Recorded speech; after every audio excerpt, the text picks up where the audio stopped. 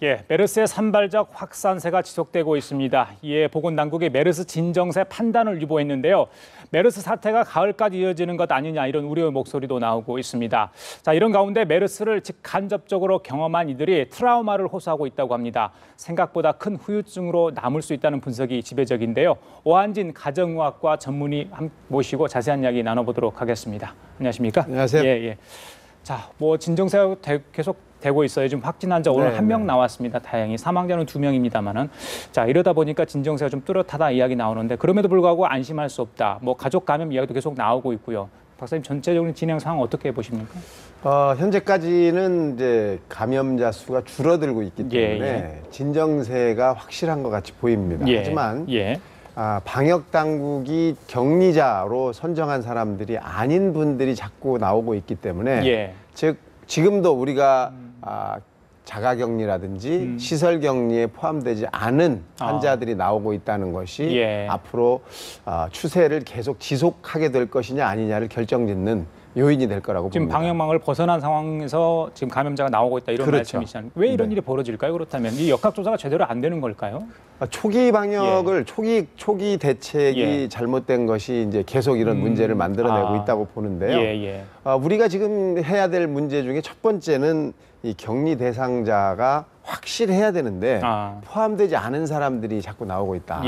두 번째로는 이 잠복 기간이 대책반에서 얘기하는 거랑 좀 다르게 자꾸 변질되고 있다. 맞습니다. 기간이 길어지고 있다 보이고요. 또 한 가지는 감염 경로가 불확실한 환자들이 나오고 있다. 도대체 누구를 만나서 감염이 됐는지가 불확실한 사람들이 나오고 있다. 이 세 가지 문제가 앞으로 이 메르스가 가라앉느냐 아니면 계속 되느냐를 결정짓는 요인이라고 생각합니다. 그렇다면 잠복기 문제 잠깐 언급을 해주셨는데 최대 9일이 지나서 발현된 증상이 나타나는 분도 있고 확진 판정을 받는 분도 있는데 이게 한국식의 현상이라면 이게 잠복기를 늘려야 되는 것 아니겠습니까? 어떻게 보세요? 지금 현재 추이로는 잠복기가 14일로 한정 지어 놓는 것은 무리가 있다고 보고요. 어떤 사람들이 계속해서 나오는지 추세를 보고 잠복기를 길게 해야 될 가능성이 있다고 봅니다. 최대 20일을 잡든지 아니면 한 달까지 봐야 된다든지. 왜냐하면 이게 완전히 메르스를 우리가 해결하지 못하면 앞으로 계속해서 환자가 발생할 수 있는 거거든요. 잠복기가 길다면 격리가 안 된 사람들한테서 전파가 될 수 있기 때문인 거죠. 그래요. 그리고 14일 동안 코호트 상태에서 격리돼가지고 있었던 수간호사 얘기 일기가 공개됐는데 혹시 읽어보셨는지 모르겠습니다. 읽어봤습니다. 같은 의료인으로서 어떤 생각이 좀 드셨어요? 굉장히 힘들다고. 그럼요. 그 간호사 일기를 보면 일부만 공개가 됐습니다만 어렵고 힘든 시간을 보내고 있다는 걸 확인할 수 있었고요. 그럼에도 아주 굉장한 책임감으로 열심히 일을 해줘서 같은 의료인으로서 굉장히 자부심 또 축하해주고 싶다 이런 생각이 들었어요. 그래요? 그렇게 잘 보내고 드디어 격리 기간이 끝나서 집에 가면서 외부 공기를 마신다. 그 부분이 그렇게 좋더라라는 그 느낌. 나머지 지금 모든 의료인들 지금 메르스 환자랑 싸우고 있는 의사 간호사를 포함한 모든 의료인들이 똑같이 겪고 있지 않을까 이렇게 생각합니다. 지금 의료인들도 계속해서 감염이 되고 있잖아요. 어제도 이제 강릉에 있는 간호사가 또 감염이 됐는데 C레벨의 그 보호장구를 직접 착용을 했음에도 불구하고 확진 판정을 받았다고 합니다. 보호장구만의 문제는 아닌 것 같은데 어떻게 보십니까? 의료진의 감염. 글쎄 아직 그 확실하게 어떻게 감염이 됐는지를 모르기 때문에 좀 어렵습니다. 하지만 이 보호장구를 착용했다고 해서 100% 감염을 막을 수 있다. 이것은 지금 아닌 것으로 보이고요. 조금이라도 더 이 공기가 감염된 공기, 즉 바이러스가 있는 부분이 들어가지 않을 수 있도록 더 철저하게 방역을 하고 환자를 만나야 되지 않을까 이렇게 생각합니다. 그래요. 교수님, 그리고 삼성 서울병원에 이번에 있던 간 이식 환자가 있었는데 분당 서울대병원으로 옮겨져 가지고 간 이식 수술을 받았다고 합니다. 7시간에 걸쳐서 수술을 받았는데 이 메르스의 감염 위험이 굉장히 높은 상황 아니겠습니까? 그렇죠. 그 3중 보호 장구를 착용을 하고 수술했다는데 의료진도 쉽지 않았을 것 같아요. 그럼요. 간 이식을 한다는 것은 대단히 위중한 상황이고 시기를 놓치면 환자의 생명도 담보할 수 없는 상황이고 뿐만 아니라 기증자, 이 간을 기증한 제공자가 있지 않겠습니까? 그분의 이 건강 상태가 위중하기 때문에 잘못하면 사용하지 못하는, 즉 이식을 할 수 없는 상황에 빠질 수 있었기 때문에 아주 긴급하게 결정을 내려서 메르스가 감염될 위험성이 있음에도 불구하고 의료진이 이를 감수하고 7시간에 걸쳐서 3중 방호복을 입고 수술을 한 것이 아닌가 이렇게 환자도 생각합니다. 철저하게 그러면 격리된 상황에서 했겠네요. 당연한 옮기는 말씀입니다. 과정이랄지.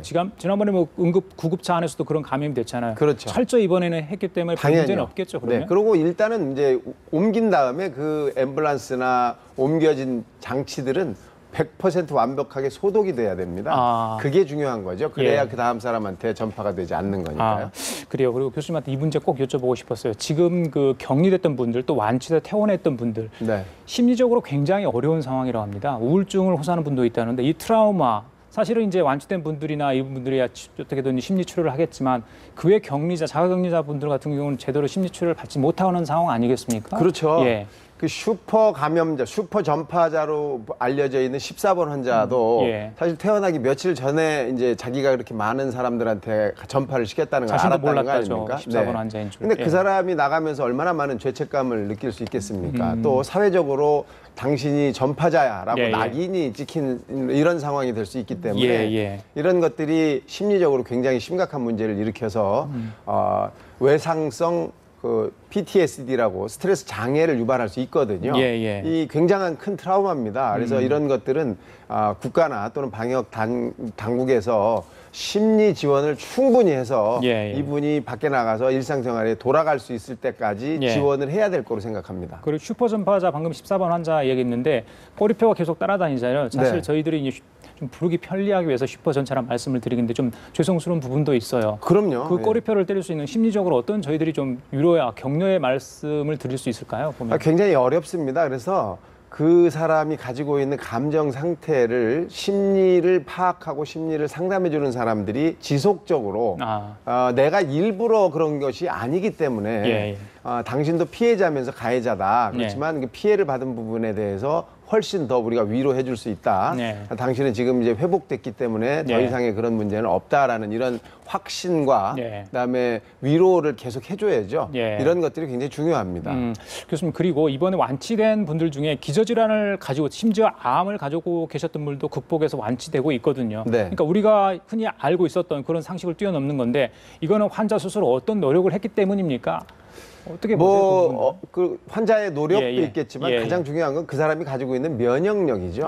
그래서 이 면역력이라는 것은 완벽하게 우리가 파악할 수가 없고 그 사람이 그동안에 어떤 생활 습관, 어떤 음식 습관, 또 뭐 어떤 정신 상태를 가지고 있었느냐에 따라 많이 다르기 때문에 이런 부분을 앞으로 우리가 앞으로는 어떤 식으로 면역력을 높여야 될지에 대한 국민적인 계몽이나 정확한 이 건강 습관들을 주지시켜서 그런 것들을 잘 할 수 있도록 해주는 게 중요할 거라고 생각합니다. 그리고 교수님, 지금 삼성서울병원 같은 경우는 제2차 유행지로 많은 분들이 감염이 되지 않았습니까? 어제까지 부분 폐쇄였는데 그걸 무기한 연장을 하기로 했습니다. 한국에서. 이 무기란 말에 저는 의미를 좀 두고 싶은데 그렇다면 지금처럼 산발적인 감염이 있다는 것을 예상을 하고 이렇게 무기라는 표현을 썼을까요? 어떻게 보십니까? 그 부분에 대해서는? 제 생각에는 이제 지금 그 감염 경로가 불확실한 사람들 그런 환자가 삼성서울병원에서 계속해서 나오고 있기 때문에 이 폐쇄 조치를 해제하려면 적어도 환자 발생이 없는 상태에서 보름 이상 지나가야 되거든요. 그러다 보니까 지금 계속 나오고 있는 상황이기 때문에 이 해제를 한다는 것이 굉장히 부담스럽고 그 안에 이미 바이러스가 있거나 감염 경로가 아직 불확실한 감염원이 있을 가능성이 있기 때문에 그걸 조금 더 피해보고 확실하게 안 다음에 해제하자는 의미로 생각합니다. 자, 그렇다면 언제쯤 종식될까? 그 부분에 대해서 당국은 출구 전략 이야기를 하고 싶지 않은 것 같습니다. 앞으로 어떻게 될지 모르니까 그럴 텐데 7월 말, 심지어 가을, 9월 이야기도 하는 분도 있는데 그렇다 보면 이게 정말 대유행까지는 아니지만 계속해서 이런 문제가 되면 국민들의 불안은 계속 가져갈 거 아니겠습니까? 어떻게 보세요? 그 부분에 대해서. 그러니까 지금도 우리가 해야 할 일은 정확한 격리, 정확한 대상자 파악, 그다음에 감염 경로를 확실히 알아내는 건데요. 예. 지금 감염 경로가 불확실한 사람들이 자꾸 나오고 있다는 것이 예. 앞으로 지역사회로 넘어가는 거 아니냐 이런 생각을 자꾸 갖게 하고 있습니다. 그렇기 때문에 모든 정보를 투명하게 공개하고 환자 발생에 대해서도 즉각 보고 또는 국민들한테 알릴 필요가 있다고 봅니다. 뭐 아침 9시가 돼서야 알아내는 것이 아니라 실시간으로 이 부분을 좀 알게 하고 실시간으로 공포를 해서 어떤 지역에 어떤 문제가 생겼는지를 국민 모두가 빨리 알아서 대처할 수 있도록 해주는 것이 중요하지 않을까 이런 생각을 합니다. 이제 한 달이 훌쩍 넘어가지 않습니까? 지금 정부에서 또 병원에서 지방자치단체에서도 이번 사태를 겪으면서 어떻게 이번 문제가 생겼는지 또 어떻게 대응해 왔는지 이런 것들 뭐 백서 형태로 만들어야지 다음에 혹시 이런 일이 다시 벌어졌을 때 거기에 대비할 수 있을 것 같은데 지금 대책들을 다 좀 정리해서 기록하고 어떤 대비 방비책을 좀 세우고 있다고 보세요? 예, 그거 하지 않으면은 정부가 아니죠. 국가가 아니고. 그러니까 당연히 백서를 만들어야 되고 백서뿐이 아니라 매뉴얼을 정확하게 만들어서 이 감염병 매뉴얼. 그래서 감염병은 무엇이고 감염병이 발생했을 때는 어떤 식의 통제가 필요하고 어떤 식의 대책이 필요한지 또 국민들한테 어떤 식으로 안심을 시키거나 국민들한테 우리를 도와달라는 이런 호소문을 어떻게 할 건지에 대한 것들도 확실히 만들어야 될 거라고 생각합니다. 그렇지 않고는 또 제2의 제3의 메르스 사태가 올 거라고 생각합니다. 근데 그런 문제를 만들 때 책상 위에서 만들면 안 되잖아요. 그렇죠. 우리는 이미 겪었지 않습니까? 그러니까 전문가한테 확실하게 권한을 주고 전문가들이 머리를 짜내서 대책을 세울 수 있도록 힘과 시간과 기회를 줘야 될 거라고 생각합니다. 알겠습니다. 자, 지금까지 오한진 가정의학과 교수님이었습니다. 말씀 잘 들었습니다. 고맙습니다.